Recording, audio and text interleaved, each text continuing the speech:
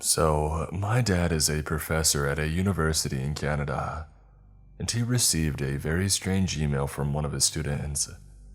He showed it to me and we laughed about it, but things got quickly weird when we found out the student had gone missing. My dad brought it to the authorities and they told him that others had received the same email. It's currently an open case and I'm not even sure if I'm allowed to share this, but it's really creepy. I hope that they find him. I hope this isn't real. We called it the Happy Birthday House Spawn. To redacted. From redacted. Subject: I'm afraid. If you're reading this, know that I'm afraid. I have no one to turn to. All I can do is try and explain the fear that has haunted me every year since I was born. I see no point in protecting this family secret, as I have since been deserted by them. I'm alone this time around and I'm afraid that I won't make it out alive. For most of my life, you could say that I had a pretty regular upbringing. I was raised by loving parents, encouraged to get good grades in school, and got grounded if I fell out of line. And being the youngest of three, I was always pushed around by my older brother and sister. In many ways, I was like every other kid. My family made it especially important that I feel that way, but by no means did we live an ordinary life.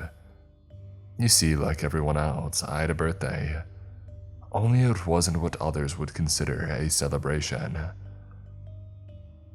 The earliest memory that I have of a birthday is on the eve of my fourth one. I remember driving for hours through the country roads with my family, up to a lonely cabin in the middle of nowhere. Upon arriving, my father took me into a room in the basement with my sister, who was 7 at the time. He left us there with a couple of toys and told us to sit quietly and play, no matter what we heard upstairs. Now, early memories are a strange thing. As a child, you don't really know what you actually recall and what's your imagination. I always struggled with one particular detail of that night as I grew up. It wasn't the fact that my sister and I were locked in what seemed to be a fortified room. It was the fact that my parents and my brother, who was 10 at the time, were brandishing rifles and weapons. At that age, I convinced myself that it must have been in my head. But as I got older, the illusion dissipated. That morning, I remember my sister and I being blindfolded out of the cabin before being loaded into the car. The ride home was strangely quiet. My parents were exhausted and beat, and I'll never forget the look on my brother's face. He was never the same after that day. After that night, things went back to normal. As I entered a preschool that year, like most kids, I attended a string of birthday parties for my classmates, all of which included cake, presents, piñatas, and goodie bags. A very big contrast to what I experienced on the anniversary of my birth and of my siblings. I was a pretty observant kid. I quickly realized that something was off as I got older. When I asked my mother for a birthday party like that of my other friends, she dismissed the idea and told me that one day I would understand. The following birthdays were almost exactly the same, only it seemed my family was doing a better job at hiding whatever it was I thought I saw on that previous birthday, perhaps realizing that I started retaining information at that age. The basement that I previously remembered as fortified was now full of color, and it looked like a playroom with 8 different types of locks on the door. Given the evidence, I always assumed that my family was having an adult gathering in the cabin upstairs, a celebration too mature for me and my sister. The sounds that I would hear creak through the ceiling gave the impression of loud and rowdy behavior. I remember listening to the commotion and wondering what could be going on. I'd imagined that the echoing bangs from outside the basement walls were fireworks, the loud screams belonging to the excited extended family that I never met. My young and arrogant self fantasized that it was a celebration in my honor. On my 7th birthday, like usual, My father brought me down to the basement, only this time I was alone. My sister, having turned 10 that year, was finally old enough to take part in the celebration, I presumed. On the ride home that morning, something had changed in my sister.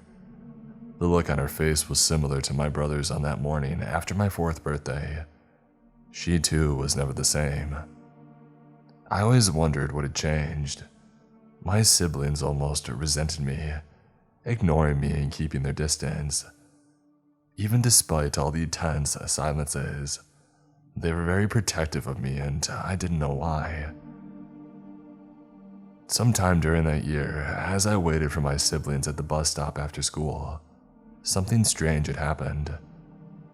An old lady stood a foot away from me, looking through my soul with her piercing eyes that seemed almost pitch black. The way that her skin wrapped around her bones was unusual. She murmured some words under her breath before a creepy smile spanned across her face. I'd be lying if I said that I wasn't shaken. When my brother arrived, he pulled me behind his back as my sister defensively stood up to the old lady with her own piercing gaze. They didn't say a word to her, but as my brother pulled me away, I looked back at the old lady and I read her lips. "I'll be seeing you soon." I don't want to paint the picture that my family and I didn't have any great times or fun memories, because we did. However, the closer that we got to my birthday, I'd always feel this sense of tense uncertainty around the dinner table. I knew that something was going on. My father would take my brother and sister somewhere for hours while my mom and I stayed at home. I was being kept in the dark about something, that much I knew. It wasn't until a couple of months before my 10th birthday that I realized that I would soon come face to face with the truth. After all, turning 10 seemed to be what got you out of the cabin basement. 3 months before I turned 10, my mother and father sat me down at the table to finally reveal the truth. Since the day they told me, I feel like I haven't woken up from one long nightmare. This is where you might think what I'm writing is something made up, but I assure you that it's not. Please don't stop reading. I need someone to understand. I don't know these specifics, as my parents only told me what I needed to know.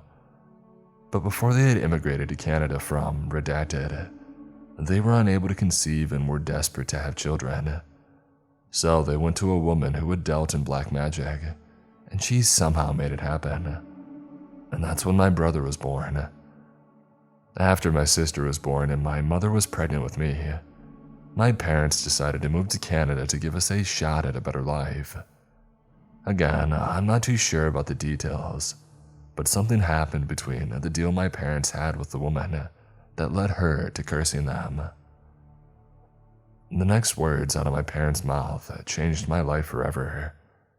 The curse was on their youngest child, that they be returned to the entity that gave them the ability to conceive. It was this revelation that made everything make sense. I know what I'm about to say may sound ridiculous to whoever reads this, but this is not a joke. Every year, on the anniversary of my birth, something evil comes for me. It has a name, but it should never be repeated. It's not from this world and it's not human. From midnight to dead hour, it comes after me relentlessly. Since I was a child, my parents had protected me from it, and when my siblings became old enough to fight, they too protected me from it. That 10th year of my existence was the first time that I would face it with my family. Everything made sense after the talk. I revisited those memories of being locked in the basement, all the shaking and rattling of the cabin, the booming sounds of firework, and the loud shouts and the screaming.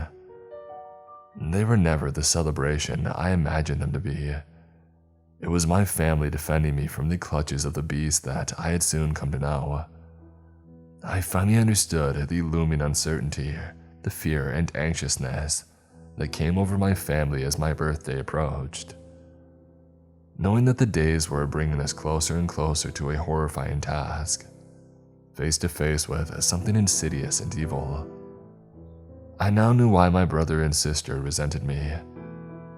They were children, and they were forced to face the boogeyman in order to protect their little brother.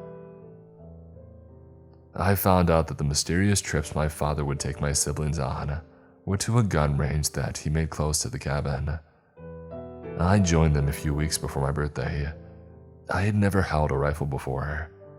My father made sure that I could at least shoot straight. He never said much while he taught us how to reload a rifle and aim down at sights. But on the last day at the gun range, he told me something that I would never forget. It can be stopped, but it cannot be killed. Every time you put it down, it'll come back stronger. One night of bravery and strength for a year of life.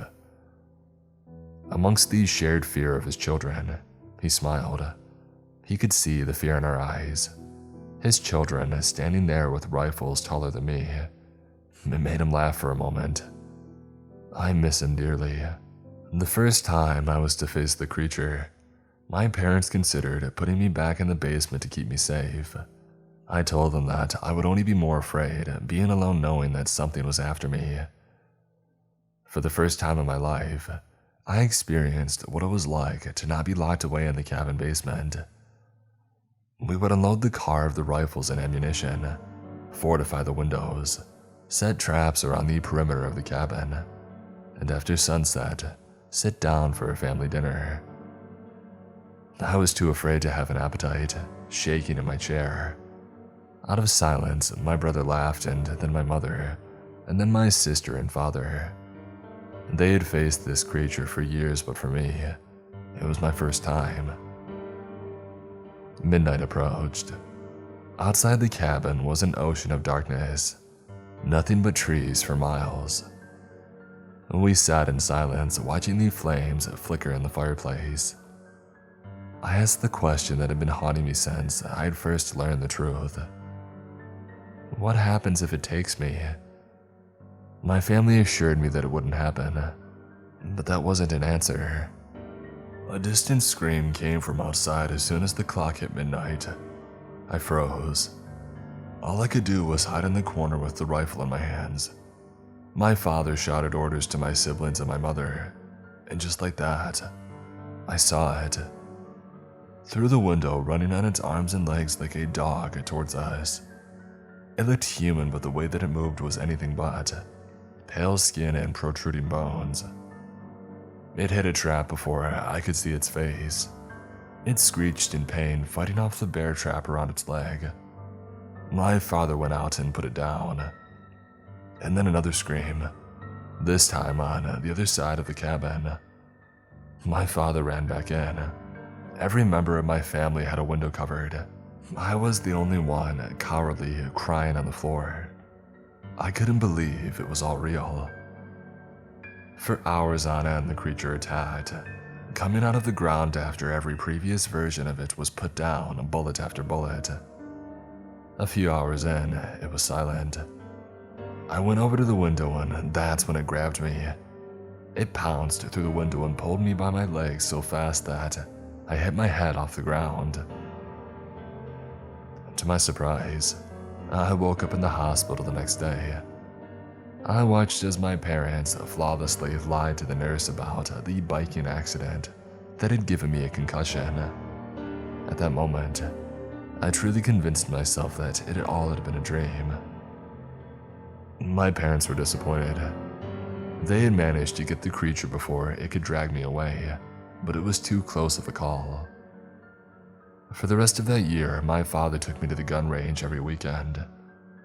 As my 11th birthday approached, they decided that it was too risky to have me fight alongside them, so back to the basement I went, only this time medicated, so that I could sleep through the night and hope that I didn't wake up in the clutches of that being that hunted me. I would always ask about the creature, what it was and where it came from. All I knew was that it wasn't from this world. I found out that it could take the form of others so that it could get close to me during the year. But only during those 4 hours of my birthday, from midnight to dead hour. Could it actually come for me? This is one of the reasons that my parents built a cabin miles away from any population. It would only be us against the creature, with no one else around to get hurt in any way. The second time that I faced the creature was on my 16th birthday. I was no longer a whimpering coward. I convinced my parents that I could stand my own ground, fight my own battle, and so I did. It didn't look the way that it did before. The creature had changed. It was bigger and stronger, didn't go down as easy. We never let it get as close as it did that first time around. We changed our strategy and our weapons, but every year it learned and adapted. The cabin fell apart with every passing year, and we did our best to fix it up, but the damages were becoming more significant. I would see it in my nightmares, the creature calling me, the excruciating pain that came at its hands, the darkness of the place that it would drag me to. I would see people throughout the year staring at me in the distance, their skin hanging off their bones, just human enough to not call attention. I knew that it was the creature. I became used to it. As I got older, I could feel that it wanted me more. It kept getting closer and closer every time that we fought it. 2 years ago, my father died of prostate cancer, 4 months before my birthday. He died surrounded by all of us, made each of them promise to protect me. I hated that, but I didn't need them. That year, we fought the creature, only the 4 of us. It got close enough to where I could look into its dead, pale eyes. Since my father's passed, my mother's mental health has deteriorated. My brother started a family and told me that he could no longer be there to protect me. Last year, it was only my sister and I that drove up to the cabin. That was the longest night of our lives. It took everything that we had to keep the creature away, and even then, it got close enough to claw her. I took her to the hospital the morning after and told the doctors that we were hiking in the woods when an animal had attacked. He believed us. I sat beside her as she recovered. When she woke up, she told me that she couldn't do it anymore. She wanted to travel and live in new places, eventually settle down and start a family. I understood. I was afraid, but I reassured her that I would be fine on my own. I could see the guilt in her eyes as she betrayed the promise that she had made to my father. A sense of guilt that was missing from my brother's eyes when he told me that he could no longer help. I hate myself for what I've done to my family. This curse that follows me has brought nothing but pain and fear to them. I want this to end, but I don't know how to make it stop. I'm so angry at my brother and sister for deserting me, but I don't blame them. I visit my mom from time to time to see how she's doing. My brother won't speak to me. My sister hardly answers my calls. I'm too afraid to make new friends or find a partner because I don't want to drag them into this. I write this as I sit alone in the cabin. It's my birthday in a few hours. I'm turning 21 and I'm afraid. I don't know if I'll make it out of this alive. For the last few weeks, my nightmares have kept me from sleeping. A part of me doesn't want to fight it anymore, but I fear that my fate would be much worse if I let it take me. I don't know if I'll be a match for it, facing it on my own. I wish I could be certain that I'll be around tomorrow, but I'm not.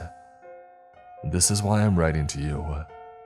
If you don't hear from me again, the cabin's location is redacted. Stay on the dirt road. It's clear of traps. If I live to see another day, I'll be returning to redacted to find the woman responsible for this curse and put an end to all of this. Wish me luck. Redacted. Update 1. April 13th, 2022, 2:04 a.m. Please note that I'm sharing the email the student sent to my father, who was his professor. He cannot read these comments as he's missing. We got an update on the police investigation. They're heading out to the address of the cabin to search for him. and we'll keep everyone posted. I hope for the sake of my sanity that they find him, and that this whole email he wrote up was just a joke. Update 2. April 13th, 2022, 9:13 a.m. We woke up to some chilling news. This morning, the police told my dad that they found the location of the cabin, but unfortunately, it was in ruin, engulfed in flames. And the fire department was dispatched to put out the raging fire. The officer said that they're still working on putting it out, as the flames had managed to spread to the surrounding woods. There's still a chance this could all be a joke, right? We'll keep you all updated once they put out the flames and search the cabin. God, please let this email not be true. To stay updated, check back into the comment section down below. Updates will be posted there.